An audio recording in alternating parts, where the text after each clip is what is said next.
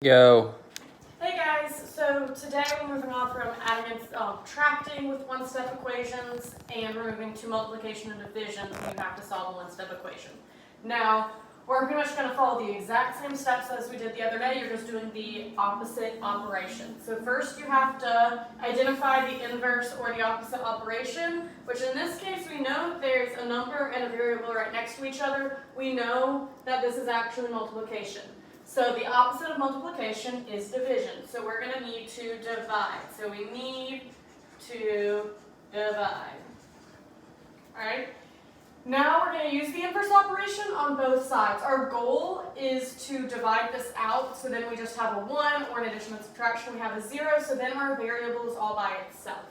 So we have 4x equals 48. So first you're going to have to go ahead and we're going to have to divide by 4. 4 divided by 4 is just 1. So right here you have 1x, right? And then we need to divide 48 by 4, which is 12. If there's 1x, it's the same thing as just being x. We talked about that before we left for having to quarantine. So this is just x equals 12. So your answer in this case is x equals 12. We can go back and check 4 times 12 does in fact equal 48. Now next we have one with division. Remember, if you see a fraction bar, fraction is division, a fraction is our division, a fraction bar is representing division. So x divided by 3 equals 8. This is asking you what divided by 3 will give you 8. So first we have to identify what's the opposite of division. So we're going to need to do multiplication. Alright? And now we're going to rewrite it, and we're going to do x over 3 equals 8. Now we're going to multiply 3 by, we're multiplying, okay, so since this is a fraction, we're multiplying 3 by x over 3, which is like 1x over 3. Once you do this, you end up just getting x. You're dividing out that 3. This is the same as 3 over 1. 3x over 3.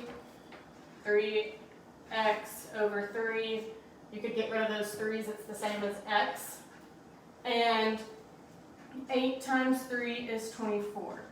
You go back in, you can plug, we're going to write it right here because we're out of room. We're going to plug in 24 divided by 3. Does that equal 8? Yes, so x equals 24. Alright, I'm going to go back and show y'all really quick because I wasn't very clear about what I mean when I say all of this. So we have x over 3 times 3, which is the same thing as 3 over 1 if we're using it in a fraction.